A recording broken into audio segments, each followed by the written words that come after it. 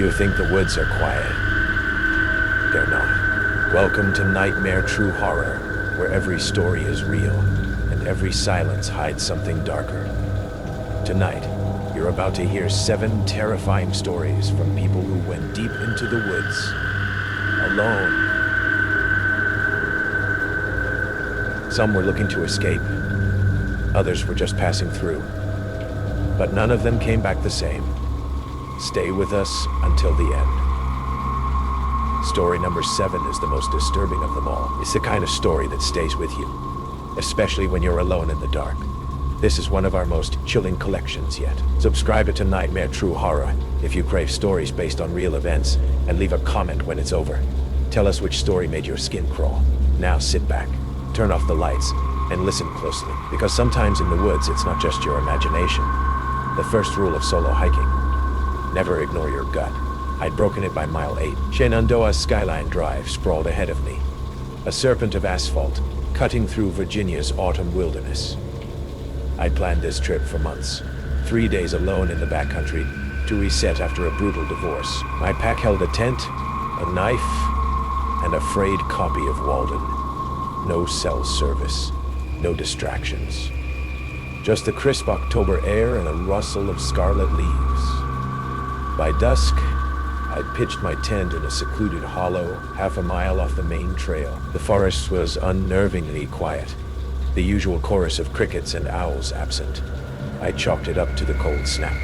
Midnight, a woman's sob sliced through the silence. Raw, guttural, close. My flashlight beam trembled as I unzipped the tent. "Hello? Oh?" I called. The crying stopped. Leaves crunched to my left. I swung the light. Nothing. Then, a man's voice, low and graveled, seeped from the shadows. That's all I needed. Day 1, the ranger station was a 10-mile hike east. I'd packed up at dawn, my breath fogging in the frost. Rationalize, I told myself. A couple arguing. A prank. But the voice had sounded hungry.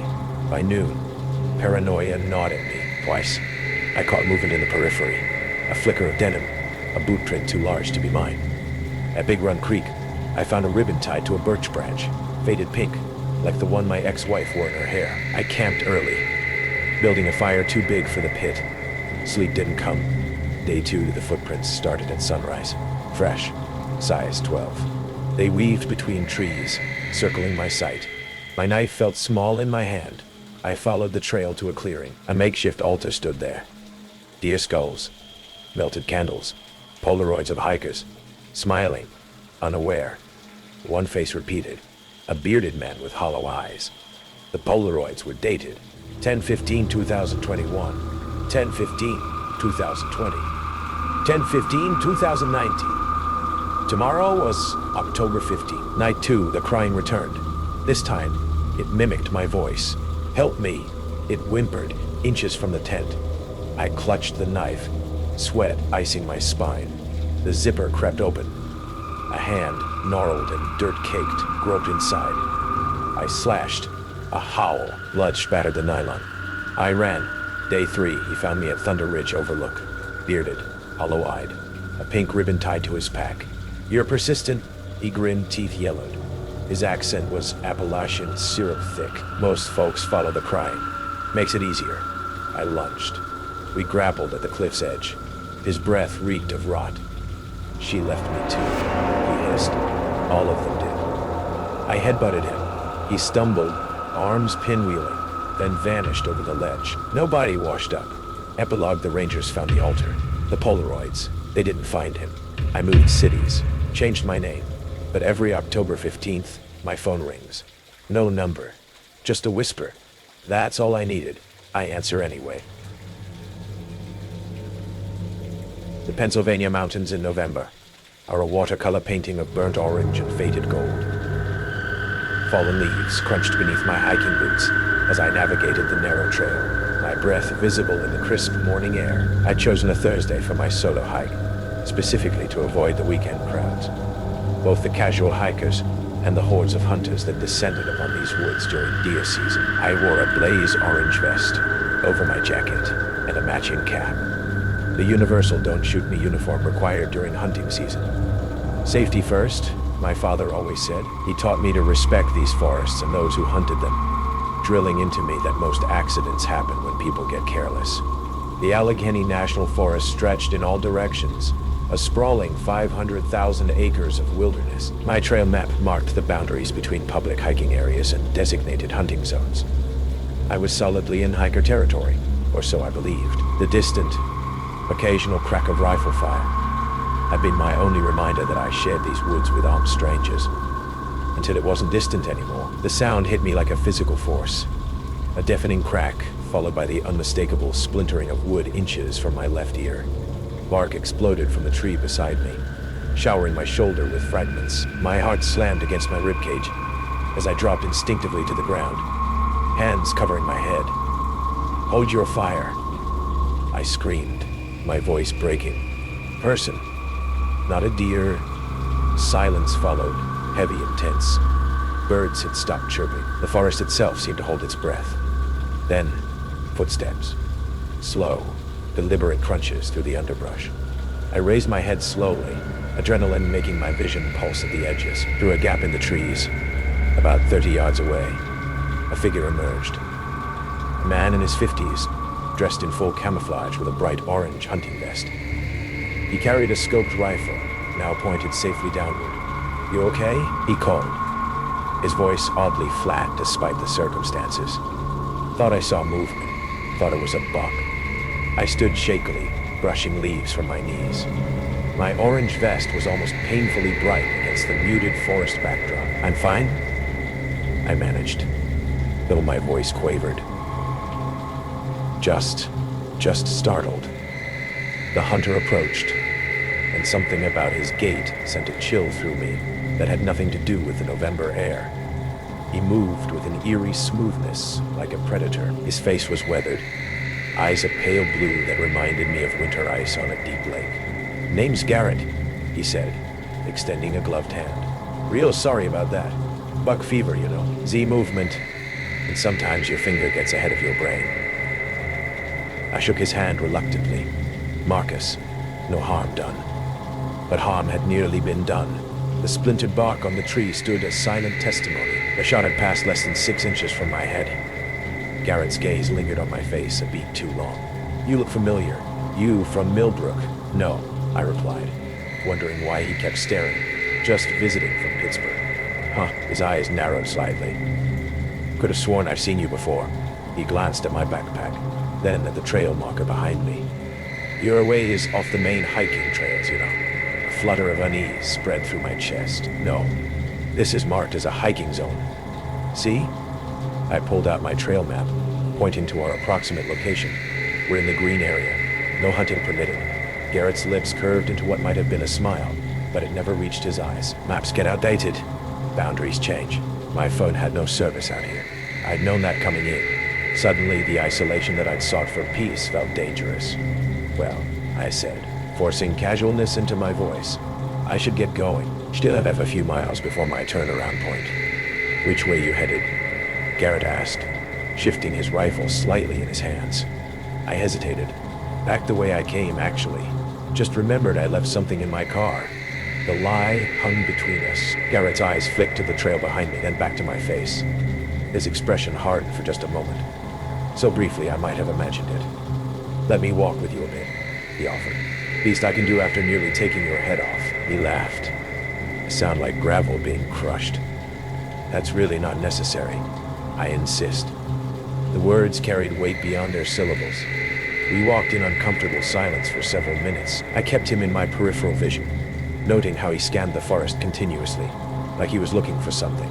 Or someone. "You ever hunt?" "Marcus from Pittsburgh," Garrett finally asked. "As a kid, with my dad." "Not anymore. Why is that?" I swallowed. "Just lost interest, I guess." Garrett nodded slowly. "Some folks don't have the stomach for it. The kill, the blood." He paused. "You know what's interesting about hunting? It's all about patience, tracking, learning patterns." Something in his tone made my skin crawl. The way he emphasized certain words felt loaded with meaning. "Some hunters," he continued, "they track the same deer for seasons. Get to know its habits, where it drinks, where it beds down." He glanced at me sideways. almost like they're building a relationship.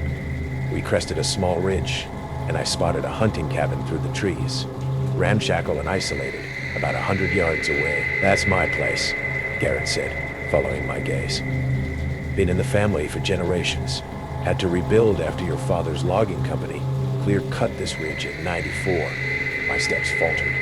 I hadn't mentioned my father or his former lumber business. I never said my father was in logging. Garrett's smile disappeared. "Didn't you? Must have been thinking of someone else." But the chill that ran down my spine told me otherwise. My father had indeed owned a small logging operation before selling it in the late '90s. They had worked these forests, sometimes controversially. "There it is," Garrett said suddenly, pointing to a truck parked at a small clearing ahead. "Your car, right?" It wasn't. My Subaru was parked miles away at the main trailhead. "No," I said slowly. "That's not mine." Garrett's expression darkened. "You sure about that? Looks like the one that was here earlier." The implication hung in the air. He wanted me to go toward that truck, a vehicle I'd never seen before in a clearing I hadn't passed. I took a step backward. "Listen, I think I'm going to head back the other way after all." "Z, that's frustrating, Marcus," Garrett said, his voice dropping an octave. "I gave you an easy out. Your father's company destroyed 5 generations of my family's livelihood. Cut down trees that my great-grandfather planted. The settlement was a joke, and you Phillips boys never did face consequences." My blood ran cold. He knew my last name. He knew who I was all along. "You've been following me," I said, the realization crashing over me. "The shot wasn't an accident. Call it a warning shot." Garrett shrugged. "I could have taken the shot a foot to the left if I wanted to. Been tracking you since you entered the forest yesterday. I'd camped overnight, feeling completely alone in the wilderness. Except I hadn't been alone at all. What do you want?" My voice was steadier than I felt. "Justice comes in many forms," Garrett said simply. "Sometimes it's courts and lawyers. Sometimes it's a man facing what his family did." He raised his rifle slightly, not quite aiming at a clear threat. "I've waited a long time for a Phillips to wander into these woods again." My eyes darted between him and the nearby trail. Running seemed impossible. A man who could shoot the bark off a tree from 30 yards wouldn't miss a moving target in the open. "My father died 3 years ago," I said, hoping to reach whatever humanity remained in this man. "Cancer. If you have issues with what his company did, dead men can't make amends," Garrett cut in. "But their sons can." He reached into his pocket and pulled out a folded document. "Deed to 40 acres. Your family still owns it through some shell company. Sign it over to me, right here, right now, and you walk away." My mind reeled. I vaguely knew my father had kept some land holdings after selling the business, but I'd never paid attention to what or where. "I don't carry paperwork for property transfers on hiking trips," I said. Garrett's smile returned, wolfish. "Good thing I brought 2 copies and a pen." Surreal. Doesn't begin to describe signing away property at rifle point in the middle of the forest. But I did it, hands shaking slightly as I scrolled my signature on lines Garrett indicated. "Smart choice," he said, carefully folding the papers. "Your father would have been too proud. That's why I never approached him. But you, I had a feeling about you." He stepped back, lowering his rifle completely. "Find your way back to the main trail that way," he said, pointing east. "About 2 miles. Don't come back to this section of the forest. Ever." I backed away slowly, waiting for the shot I still half expected. It never came. 3 days later, back in Pittsburgh, I received an envelope with no return address. Inside was a copy of the deed transfer, now formally notarized, and a faded photograph of a family standing in front of a small cabin, surrounded by towering pines, trees that no longer existed. Written on the back, "Justice served. We're square now." I've never returned to those woods, but sometimes I dream of them. Of pale blue eyes watching me through rifle scopes, of bullets that miss by design, and of the fine line between accident and intention. In those dreams, I'm never wearing orange enough to be seen. I've hiked Arizona trails all my life, but nothing prepared me for the day I encountered him. It began as a simple weekend trip, one of those solo hikes I took whenever I felt overwhelmed by my day job as a teacher in Phoenix. The dusty trail winding through Saguaro National Park was quiet, calming. The desert breeze gentle against my face, the soft crunch of gravel beneath my boots soothing. I love the isolation of hiking inland, but looking back, isolation is exactly what made me vulnerable. It was late afternoon when I first saw him. He appeared in the distance, approaching slowly along the narrow path. A lone backpacker, ordinary looking, dressed in worn jeans, a faded green hoodie, and an oversized pack. His eyes were hidden beneath the shadow of a baseball cap, pulled low. "Hey," I called out, friendly but cautious, stepping aside slightly to let him pass. He didn't speak, just lifted his head briefly to nod, a quick gesture barely noticeable beneath the brim of his hat. I caught a glimpse of his face. Young, late 20s maybe, pale with dark circles beneath hollow eyes. He looked tired, worn, lost. As he disappeared around a bend behind me, I continued onward, shaking off the brief, strange encounter. After about 10 minutes, I rounded another corner and stopped dead in my tracks. A photo was pinned to a mesquite tree just ahead, an ordinary sheet of printer paper, corners fluttering softly in the breeze. The image sent a chill racing down my spine. It was a grainy snapshot of the man I just passed, backpack slung carelessly over his shoulder, smiling faintly. Underneath, handwritten in dark, bold marker, "Last seen yesterday." My heart stuttered. My heart stuttered. Yesterday? But I'd seen him minutes ago, hadn't I? I spun around, suddenly hyper-aware of the silence around me, the rustling creosote bushes now sounding sinister, hiding something. Was it a prank? Some sick joke to frighten hikers? I took a shaky breath, turning again toward the path ahead. But paranoia tugged at my mind now, whispering warnings with every crunching step. I walked faster, the sun sinking lower, shadows stretching long and dark across the desert floor. I needed to leave before nightfall, but the more I hurried, the louder every noise became. Each rustling leaf, each distant bird call felt like a threat. Then, somewhere behind me, a sharp crack, unmistakable footsteps. "Hello?" I called nervously, heart thudding in my chest. Silence answered. My breathing quickened. Was he following me? Was the backpacker playing some twisted game? Another crunch, closer this time. Panic surged. I broke into a jog, then a run, boots sliding slightly on loose gravel, heartbeat pounding like drums in my ears. My hands trembled, adrenaline pumping. "Just get out," I told myself. "Get back to your car." I reached a fork in the trail, pausing briefly to catch my breath. A second photo pinned to a cactus stopped my pulse entirely. This time, the image was clearer. Me, standing on the trail earlier, oblivious and smiling softly to myself. Underneath, another chilling message. "Today's next." I stumbled backward, gasping, the world spinning slightly.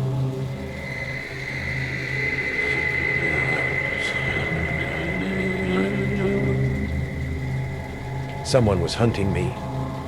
My eyes darted around wildly, searching for movement among the shadows. Nothing. Just empty desert and wind whispering through saguaros like ghostly laughter. "Leave me alone," I shouted, my voice cracking with terror. Silence, fast as I could, branches clawing at my arms, cactus needles scratching my legs painfully. My lungs burned, eyes blurred by fear and exhaustion. Behind me, footsteps crashed through brush, keeping pace easily, a predator toying with its prey. Ahead, finally, my car appeared through the trees, a dusty silver SUV, parked alone in the small lot. Relief surged briefly, then evaporated instantly as my eyes caught movement. He stood leaning casually against my driver's side door. Same worn jeans, same faded hoodie, eyes hidden by that baseball cap, waiting. I froze, dread weighing heavily on my chest. "Who are you?" I demanded shakily. He tilted his head, voice calm yet icy. "Someone who enjoys watching people like you. Lost, alone, easy. What do you want?" My voice trembled, barely audible. A slow smile stretched across his pale face. "You know already. The photos weren't for you. They were for me. Trophies of sorts. A record." He reached slowly behind his back, pulling out a battered old camera, lens aimed directly at me. "Smile," he whispered. I spun wildly, bolting back into the wilderness, heart racing so fast I thought it might burst. Night was falling quickly now, Darkness swallowing the landscape, shadows pressing closer, hungry and suffocating. I ran blindly until finally, legs shaking violently, I collapsed beneath a twisted mesquite. Tears blurred my vision, breaths ragged and uneven. From my pocket, hands trembling uncontrollably, I pulled out my phone. No signal, of course. No help. Just darkness. Footsteps approached again. Slow, deliberate, crunching softly through gravel, leaves whispering beneath steady strides. Closer now. I shrank further into shadows, silent tears streaming down my face. He stopped just feet away, camera clicking softly, methodically, capturing my terror. I could end this now, he murmured, voice almost gentle. But that's not why I do this. Your fear, that's the prize. You'll never feel safe again. You'll never feel safe again. Then footsteps retreated quietly into darkness, leaving me shaking, terrified, alone. Hours later, sunrise painted the sky pink and orange. Shaken, exhausted, I found my way back to the parking lot. My car sat alone. He was gone, but tucked beneath my windshield wiper, one final photograph waited. It was me again, asleep beneath the mesquite tree, vulnerable and unaware, time-stamped clearly. 3:47 a.m. Beneath, scrawled in dark ink, see you soon. Soon, police searched extensively, but no trace was ever found. They showed me similar photographs, other victims, other trails, other terrified faces. He'd done this before, always vanishing completely, leaving only fear behind. Months passed, but the nightmare never faded. Every shadow became him. Every creak in my apartment, his footsteps. I moved states away, changed jobs, even stopped hiking entirely. Yet each night, before sleep claims me, I imagine him out there somewhere. Camera ready, waiting patiently on some lonely trail. A quiet nod to an unsuspecting hiker, another photograph pinned ominously to a tree, and always a single whispered promise that haunts me endlessly. See you soon. The air in Whisper Creek Hollow tasted like pine needles and damp earth. This deep into the Okanagan National Forest, the only sounds were the chuckling of the nearby creek over smooth stones and the occasional sigh of wind through the ancient cedars. Perfect. Exactly the escape I needed. Sarah, just another city dweller trying to shed the weight of deadlines and digital noise. My small backpacking tent was nestled in a clearing carpeted with soft moss, miles from the nearest logging road. For 2 days, solitude had been my only companion. Bliss. Day 3 dawned crisp and clear. I was brewing coffee over my tiny camp stove, watching steam curl into the cool morning air, when I switched on my emergency weather radio, more out of habit than necessity. Static crackled, then a clipped, official voice cut through the quiet. Escaped inmate Michael Vance, considered armed and extremely dangerous. Last seen entering the western edge of Okanagan National Forest near Cougar Peak. Public advised to avoid the area. Vance is 5'11", heavy build, shaved head, distinctive scar above left eye. If sighted, do not approach. Contact authorities immediately. The voice droned on, but the words seemed to hang frozen in the pristine air. Cougar Peak. That was less than 10 miles west of here. Entering the western edge, heading this way, my blood went cold. The peaceful forest suddenly felt vast, menacing, full of shadows that hadn't been there moments before. Every rustle of leaves, every snap of a twig wasn't nature anymore. It was him. My heart hammered against my ribs. Armed and dangerous, 10 miles of wilderness isn't much distance for a desperate man. I scanned the dense tree line surrounding my clearing, suddenly feeling exposed, vulnerable. My small camping knife felt pitifully inadequate.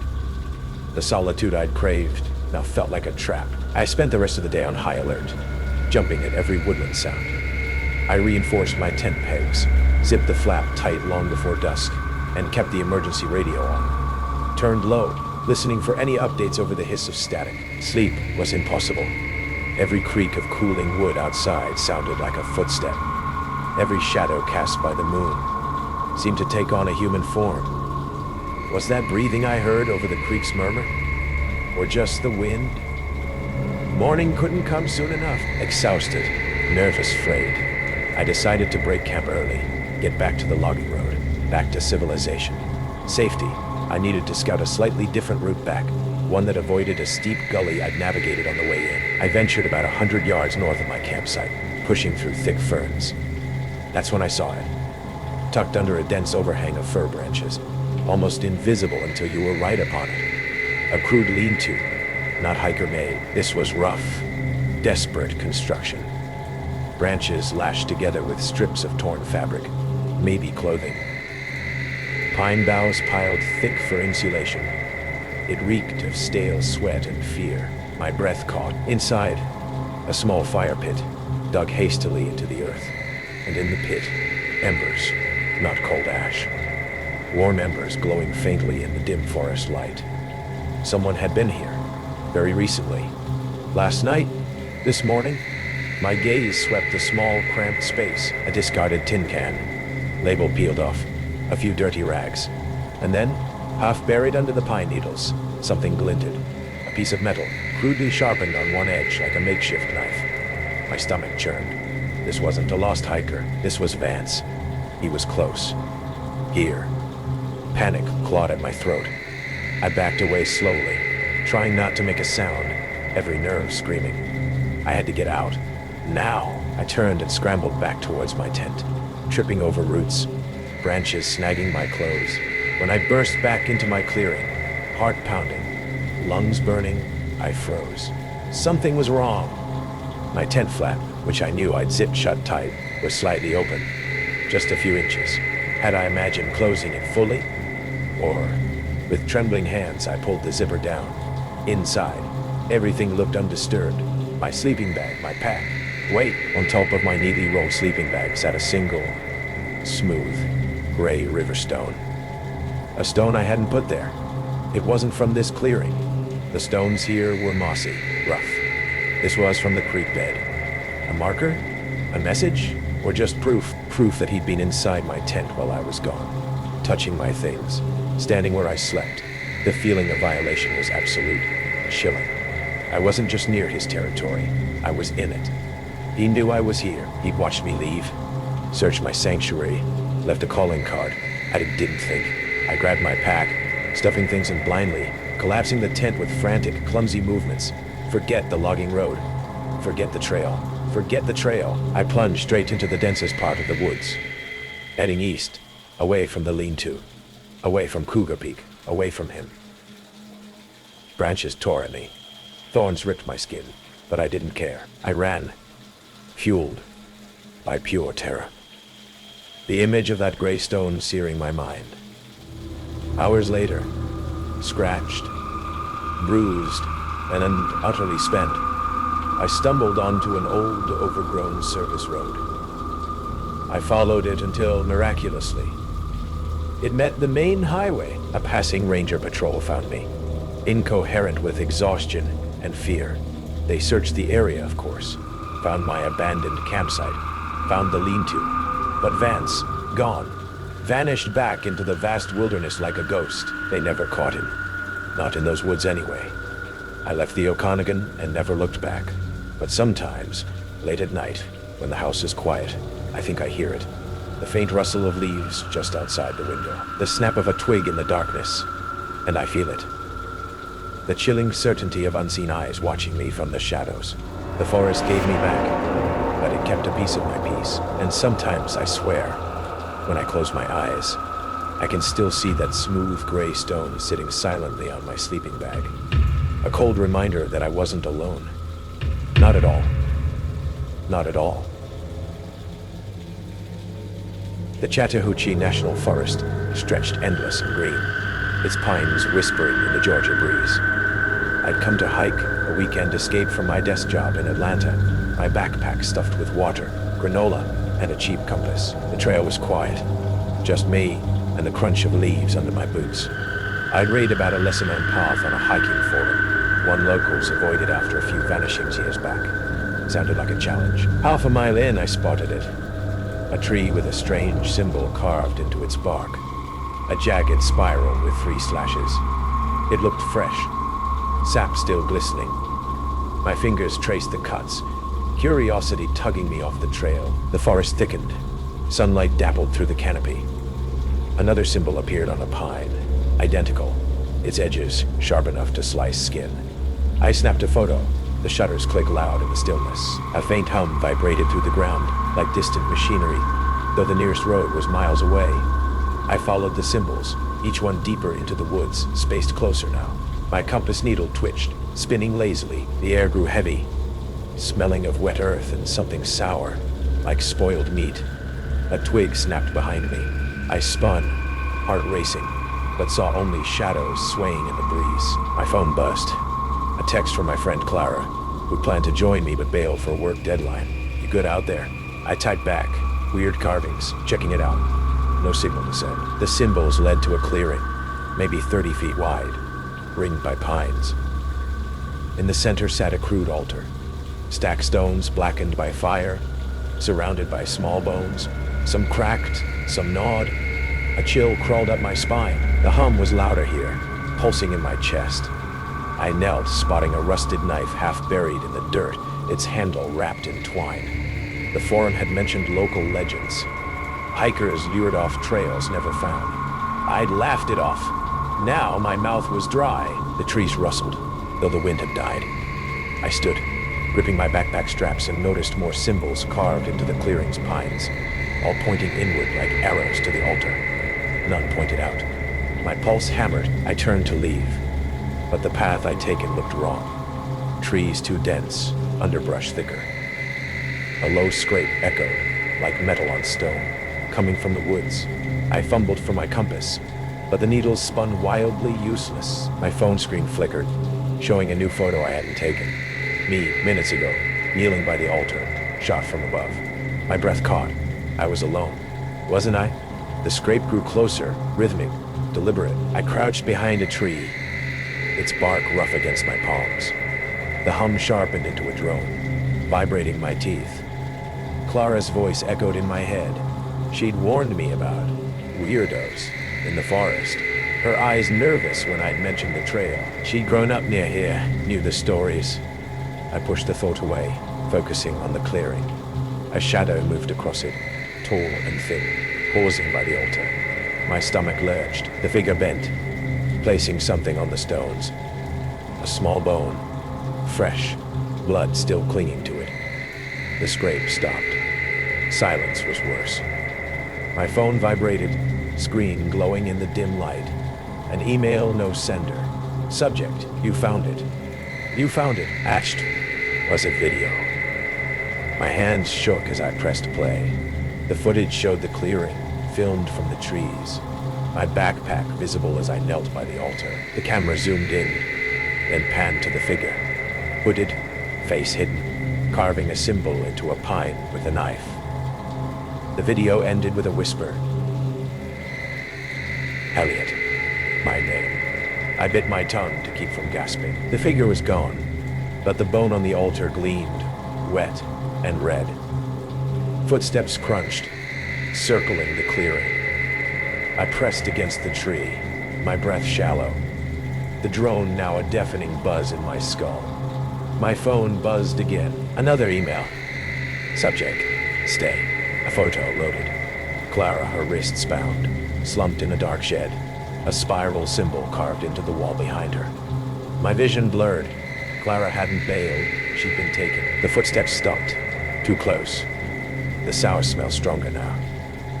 I clutched a rock, its edges biting my palm, ready to swing if he came near. The forum stories flooded back. Hikers drawn to the clearing. Their gear found years later, no bodies. The symbols weren't random. They were a trap, bait for the curious. A branch snapped, 10 feet away. I bolted, crashing through the underbrush, branches clawing my face. The drone followed, relentless, matched by heavy steps behind me. My phone slipped from my pocket, but I didn't stop. The symbols flashed by, carved into every tree, mocking me. I tripped, slamming into the dirt, pain shooting through my knee. The footsteps slowed, savoring the chase. I scrambled up, spotting a rusted gate ahead, an old Forest Service road.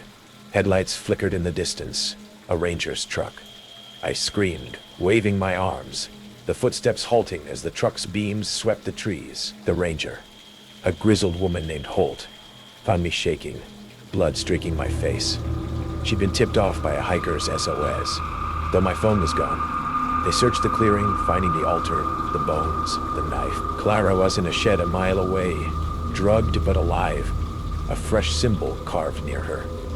The cops traced the emails to a ghost account, the videos metadata scrubbed. They suspected a local, a recluse named Vaughn, who'd lost his family to a hiker's drunk driving years ago. His motive was revenge, luring outsiders to his forest, punishing their intrusion with terror. Their fear his trophy. No one found him. The symbols kept appearing, carved deeper each spring. I moved to Savannah, quit hiking. Clara's okay, but she won't talk about the shed. I flinch at buzzing sounds, sleep with the lights on, the drone's echo haunting my dreams. Last week, a package arrived, no return address. Inside was my phone, its screen cracked. A new photo loaded. Me, running through the forest, the altar blurred behind me. A symbol was carved into the phone's case, still sticky with sap.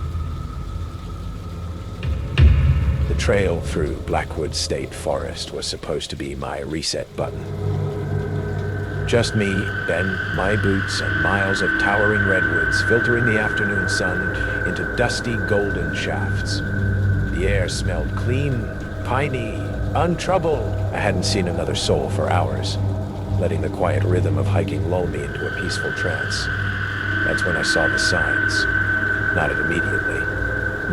First, a single footprint, slightly off the trail, pressed deeper into the damp earth than you'd expect. Odd. Then a few yards further, a black plastic buckle, the kind you see on backpack straps, lying alone amongst the ferns, like someone had passed through here, hurried, careless. It was that wrongness that drew my eyes deeper into the shadows beneath the trees. And then I saw the backpack. Just off the path, partially hidden behind a cluster of ferns, was a backpack, not ancient and discarded, but modern-looking. Maybe a year or two old, made of dark green canvas. It leaned against a tree as if someone had just set it down for a moment. But there was no one around. No calls, no whistles. Just the deep silence of the woods. And then faintly, almost subliminally, I thought I heard it. A high off-key whistle note, quickly snatched away by the breeze. Curiosity nudged aside caution. I pushed through the ferns. The pack was heavy. Unzipping the main compartment revealed standard hiker gear. A half-full metal water bottle, a coil of sturdy rope, a compass, a Ziploc bag with some trail mix. Sensible stuff, but tucked into the side pocket was something else. A small, spiral-bound notebook, its cover slightly damp, warped by moisture. I flipped it open. The pages were filled with cramped, hurried handwriting, ink slightly blurred in places. It wasn't a journal. It was a list, titled Rules for Surviving These Woods. My brow furrowed. LARPers. Some weird survivalist game. I read the first few entries. Don't trust the rangers. Not any of them. Their smiles aren't real. If you hear whistling that sounds slightly off-key, hide immediately. Don't make a sound until it stops. Stick to the marked trails during daylight. Never leave the path after dusk. Mark your own trail sparingly. Mark your own trail sparingly. Use broken twigs or stacked stones. Nothing obvious. They look for the obvious. Never drink from the streams, no matter how clear they look. If you find belongings, leave them. Don't touch them. My heart gave an uncomfortable lurch at that last one. I dropped the notebook back into the pack, as if it had burned me. This felt wrong, too specific, too paranoid. The handwriting had a desperate energy. I quickly zipped the pack shut, pushing it back behind the ferns, wanting to unsee it. Probably just a prank. Yeah, a creepy prank left for some unsuspecting hiker like me. But the woods didn't feel the same as I continued my hike. The silence now felt heavy, watchful. Was that rustling just the wind? Did that bird call sound a little too much like whistling? I shook my head, annoyed at my own suggestibility. Rule #1 echoed mockingly, "Don't trust the rangers." Rangers were safe. They were help. The rule was absurd. Rounding a bend, I nearly collided with two of them. Park rangers, Crisp green uniforms, friendly smiles firmly in place. Relief washed over me, instantly followed by a prickle of unease. Rule hash one flashing in my mind. Afternoon, the taller one said, his smile wide. Too wide? Just doing our rounds? Everything all right out here? Fine, yeah. Just enjoying the quiet, I managed, trying to sound casual. Good, said the second ranger, slightly older, eyes scanning the woods behind me. Haven't seen anyone else on this stretch, have you? We got a report of a hiker, bit overdue. My mind flashed to the backpack, the notebook. If you find belongings, leave them. Their smiles didn't falter, but their eyes lingered on me for a beat too long. Well, enjoy the rest of your hike, the tall one said. Stay on the marked trails, all right? Easy to get turned around out here. They continued down the path, their radios crackling softly. I watched them go, my relief curdling into suspicion. Why had I lied? And why did their standard advice suddenly sound like a veiled threat? Stay on the marked trails. I pushed onwards, faster now, wanting distance. The peaceful woods felt charged, hostile. I kept glancing back, convinced I saw a flicker of green uniform through the trees, convinced I heard the faint squelch of radio static following me. Paranoia tightened its grip. Was that whistling? High-pitched, slightly off-key. There it was, clearer this time, echoing from somewhere off to my left. I ducked behind a massive redwood, heart pounding, straining my ears. Silence. Just the wind, yet a grip. Bang. But the feeling of being watched intensified. I decided to break the rules. Their rules, and the notebooks. I veered off the main path, pushing into the dense undergrowth, hoping to loop back towards the trailhead using my compass, avoiding another encounter. The going was slower, branches snagging, the ground uneven. Dusk began to bleed through the canopy, painting the forest floor in shades of gray and deep purple. Panic started to set in. I wasn't sure I was heading the right way anymore. Then I heard it, clear as day this time. Footsteps, heavy, deliberate, crunching on the forest floor somewhere behind me. More than one set. The whistling started again, closer now. An eerie, off-key tune that seemed to probe the woods, calling or warning. It stopped abruptly, then started again, from a slightly different direction. Were they flanking me?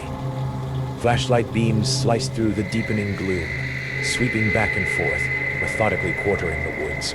They weren't searching for someone.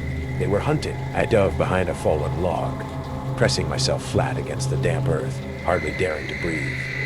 The footsteps drew closer, the crunch of heavy boots on dry leaves, the swish of fabric brushing against undergrowth. Voices drifted through the trees, low and devoid of the earlier friendliness. Pack wasn't there. Someone moved it. That was the older ranger's voice. Subject lied, said the taller one.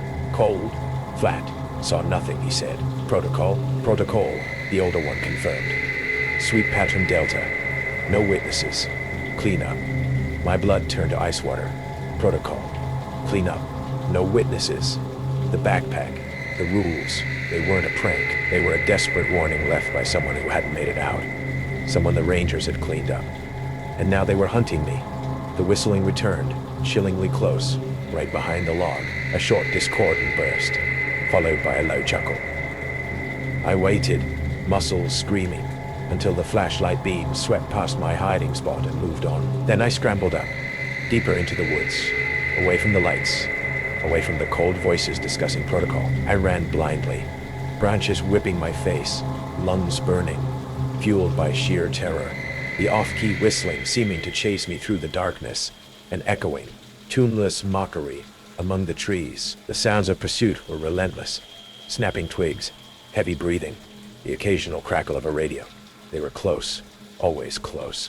I don't know how I made it out. Hours later, scratched, bleeding, dehydrated.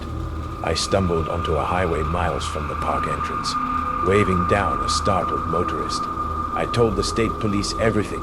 The backpack, the notebook, the Rangers. They took my statement with polite skepticism. They checked with the Park Service. The Rangers I described? Highly decorated veterans.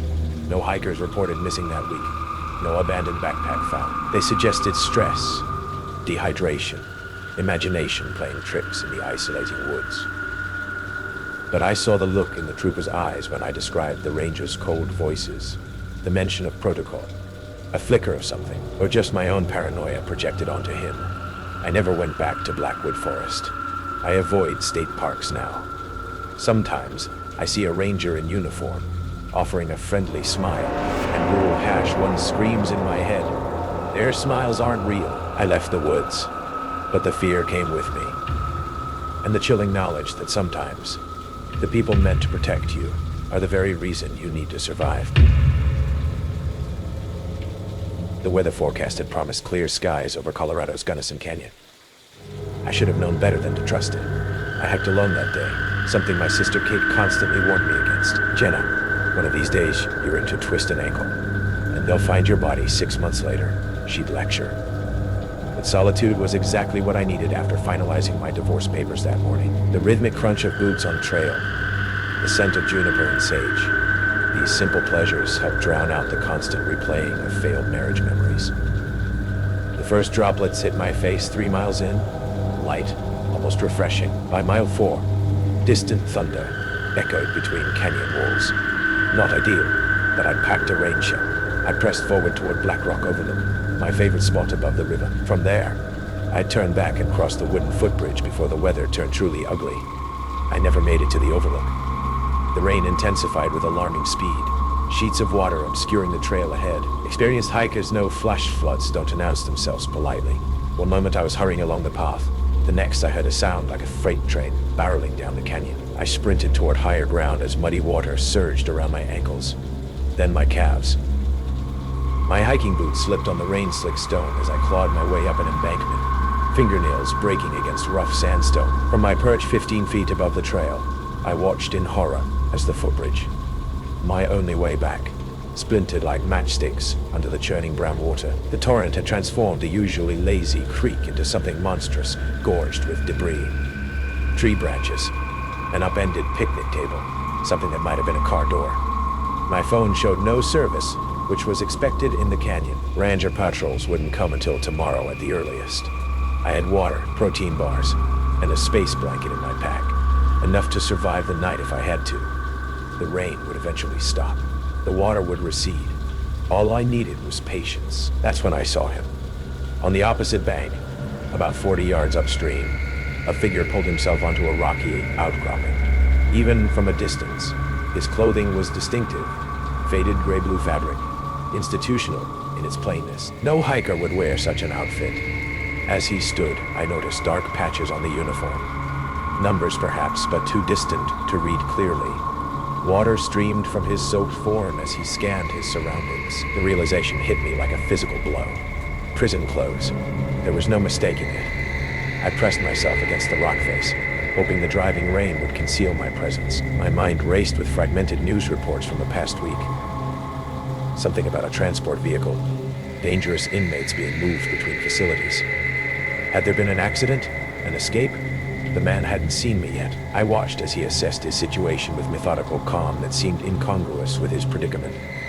No panicked movements, no desperate flailing. Just calculated observation. When lightning flashed, I caught a better glimpse of his face. Gaunt, angular, with a well-maintained beard that didn't match the stereotype of a desperate fugitive. He seemed oddly composed, almost as if the flood were a minor inconvenience rather than a life-threatening disaster. My phone's camera zoom revealed more details. The number 111978 printed across his back. A prisoner without question. What I couldn't determine was what kind. Petty thief or violent offender. The difference could mean everything.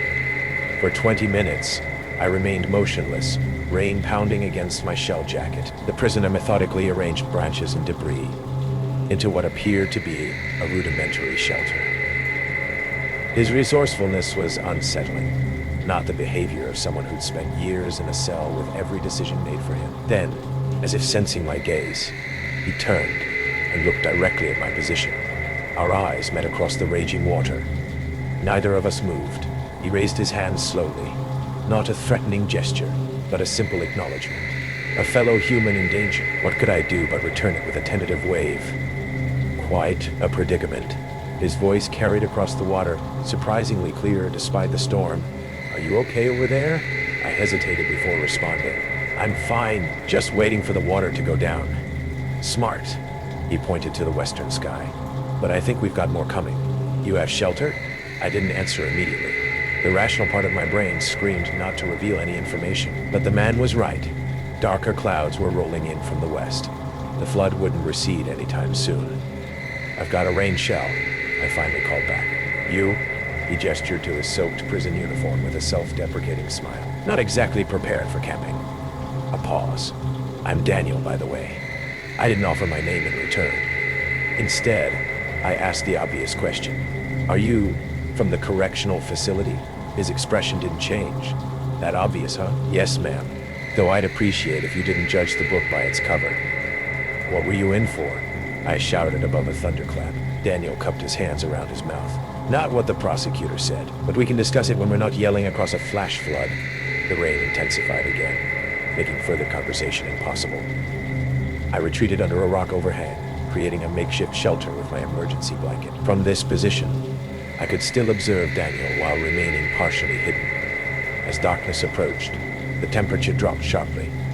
My thin hiking clothes clung to my skin, stealing body heat with each gust of wind. Across the water, Daniel had fashioned a surprisingly effective lean-to against the rock face. Despite his predicament, despite who he might be, I felt a stab of envy at his survival skills.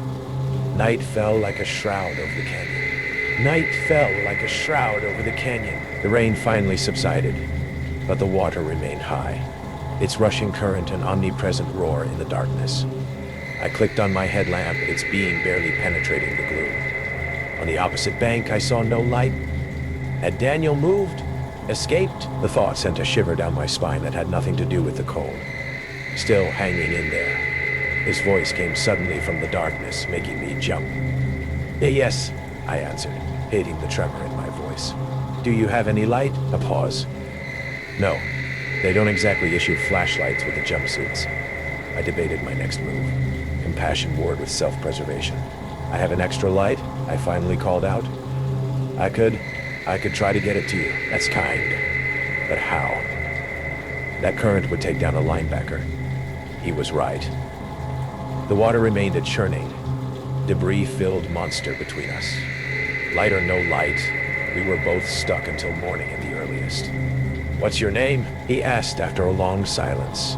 Against my better judgment, I answered. Jenna. Well, Jenna, might as well get comfortable.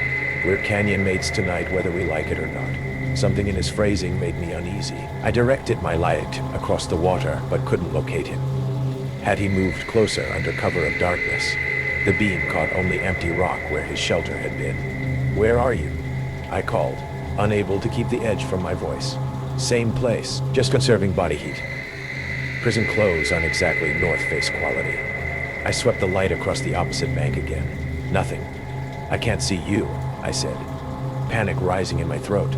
Turn off your light for a second, he suggested. Let your eyes adjust. Full moon's breaking through the clouds. Against all survival instincts, I switched off my headlamp. Darkness engulfed me. Absolute and disorienting. Then slowly, shapes emerged. Moonlight silvered the rushing water, the rock faces, the debris scattered along both shores, and a figure standing in the water at the canyon's narrowest point, halfway across from the opposite bank to mine. My breath caught. What are you doing? I screamed over the roar of the current. Coming to help you. Daniel's voice was strained, fighting against the force of the water. His words were cut off as he slipped, disappearing momentarily beneath the surface before regaining his footing. There's a current break here, natural rock bridge underwater. Horror paralyzed me. He was attempting to cross. Even if he wasn't lying about the underwater formation, one misstep would mean certain death in the rushing water. Go back, I shouted. It's too dangerous. But Daniel pressed forward, now more than halfway across. The moonlight revealed his features more clearly. The determination etched into his face, the calculated movements as he tested each step. This wasn't impulsive. He'd been planning this crossing while we talked. Almost there? He called. Almost there, he called. Just stay where you are. I scrambled backward, away from the edge. My hand closed around a loose rock, heavy, jagged, the size of a softball. I gripped it without conscious thought. Daniel reached my side of the canyon. pulling himself from the water with surprising strength. His prison uniform clung to his wiry frame. Up close, I could see what the darkness had hidden. A web of tattoos covering his neck, disappearing beneath his collar. One stood out, a teardrop beneath his left eye. There, he panted, straightening. That wasn't so bad. I raised the rock. Stay back. He held up his hands. Oh, easy. I'm not here to hurt you. Why did you cross? Why take that risk? Daniel's eyes, pale blue in the moonlight, assessed me calmly. Because you have a phone and supplies, a thin smile. And because two heads are better than one when you're trying to survive, right? My phone has no service, I said. The rock still raised. It will higher up the canyon wall. He pointed upward. There's a cell tower on the ridge. Prison transport passes through here regularly. Trust me, I know where the signal is. The word trust from his lips made me tighten my grip on the rock. The prison transport. Is that how you ended up here? Were you escaping? A shadow crossed his face. Not exactly. He took a step forward. Look, you're freezing. I know survival techniques. Military before my troubles. Let me help you build a better shelter. And in the morning, we find that signal together. His logic was sound. I was indeed freezing. But something in his manner, the too smooth explanations, the calculated approach, kept me on edge. What were you in prison for? I demanded. Daniel sighed. Does it matter? It does to me. He met my gaze steadily. Armed robbery. Gas station. Nobody was supposed to get hurt. The implication hung in the air between us. Somebody got hurt. How many years? My voice had grown quiet. 25 to life. Another step forward. But that's not who I am anymore. I retreated a step. Stay there, please. Jenna, he said softly, we need to work together here. I risked my life crossing that water to help you. Doesn't that count for something? I lowered the rock slightly. He was right. He had risked everything to cross. And despite his past, despite who he might be, we were both just humans trapped by circumstance. Perhaps a flash of metal caught the moonlight. Small, sharpened, concealed partially by his sleeve. A makeshift knife fashioned from debris. Our eyes met. He knew I had seen it. That's for protection, Daniel said quickly. You have a rock. I found this. We're both just trying to survive. Step back, I whispered. He didn't. You don't understand my situation. I can't go back. Not ever. I realized then what not exactly meant regarding his escape. This wasn't an accident. He planned it, using the flood as cover. Perhaps he'd even been waiting for the forecasted rain. I won't report you. I lied. Just go your way in the morning. I'll go mine. Daniel's expression hardened. We both know that's not how this works. The knife shifted in his grip. I'm sorry, Jenna.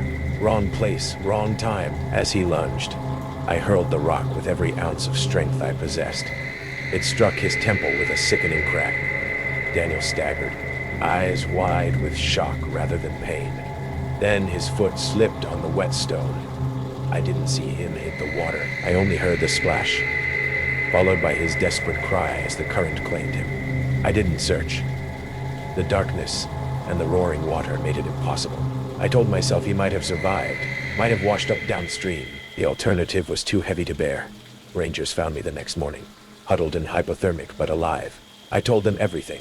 The flood, the stranded prisoner, his crossing, the attack. They nodded sympathetically, took my statement, and initiated a search downstream. 3 days later, they recovered Daniel's body 2 miles downriver. With it came the truth.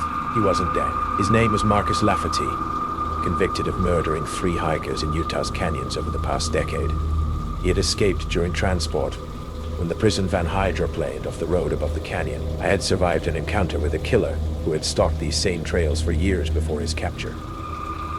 A man who knew exactly how to approach lone hikers, gain their trust, and leave no witnesses. Sometimes I dream of that night, of pale blue eyes watching me across churning waters, of calculated words and movements disguised as human connection. And I wonder, if the roles had been reversed, if I had been the one stranded on his side, would he have thrown me a line or simply watched as the waters rose? 7 true stories, 7 reasons to never walk into the forest alone. What waits in the trees isn't always an animal, and sometimes the thing following you already knows your name. If tonight's story shook you, subscribe to Nightmare True Horror. New real-life horror is coming soon, and you won't want to miss it. Which story disturbed you the most? Let us know in the comments. And remember, if you're out there, alone in the woods, and you hear footsteps behind you, don't turn around.